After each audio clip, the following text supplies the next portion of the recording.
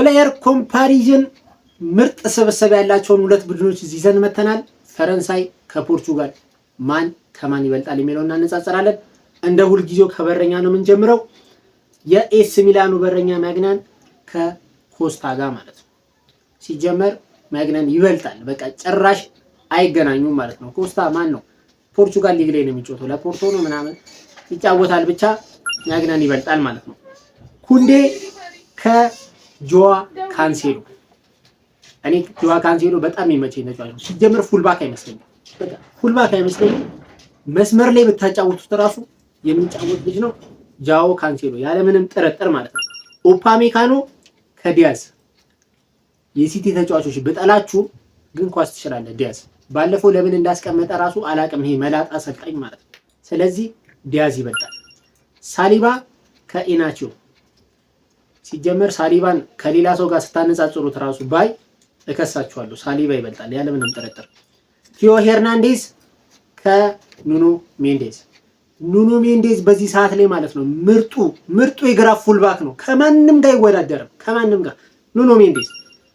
እሺ መሀል ላይ ኦሊሴ ከጆአው ኔቬስ።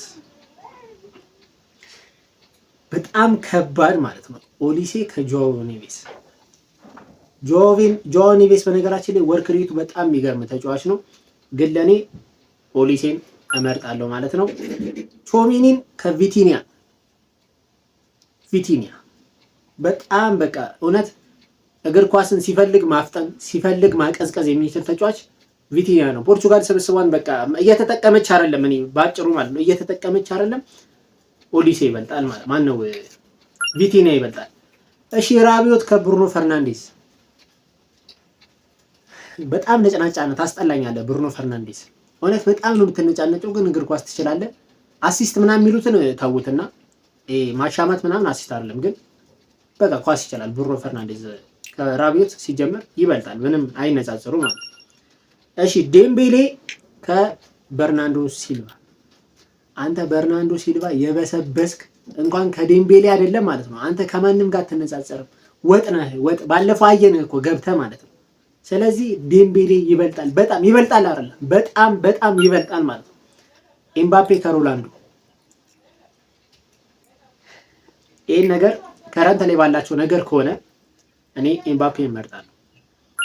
ነገር ግን ኦል ታይም ከሆነ ሲጀመር ሮላንዶ አይነጻጸርም ከኤምባፔ ጋር ማለት ነው። የሜሲ አድናቂ ቢሆንም ሮላንዶ ኦል ታይም አይነጻጸርም። ከረንት ላይ ግን ባላቸው ነገር ኤምባፔ ይበልጣል፣ በቃ ያለምንም ጥርጥር ማለት ነው። እሺ ዲዜሬ ዱዌ ከራፋኤል ሊያኦ ማለት ነው። ዱዌ ይለያል። እኔ ፒኤስጂ ተጫዋች አሁን በዚህ ሰዓት ከማንም ጋር ብታነጻጽሩ የፒኤስጂ ተጫዋቾችን ነው የምመርጠው። በቃ ከሳሊባ ከማጋሌሽ ውጪ ማለት ነው ከሆነ ተከላካይ ሲጀመር ዱዌ ይበልጣል። ለማንኛውም ዛሬ ፈረንሳይን ከፖርቹጋል ጋር አነጻጽረናል። ውጤቱም ይሄንን ይመስላል። ሰብስክራይብ ማድረግ እንዳይረሳ። ይመቻችሁ።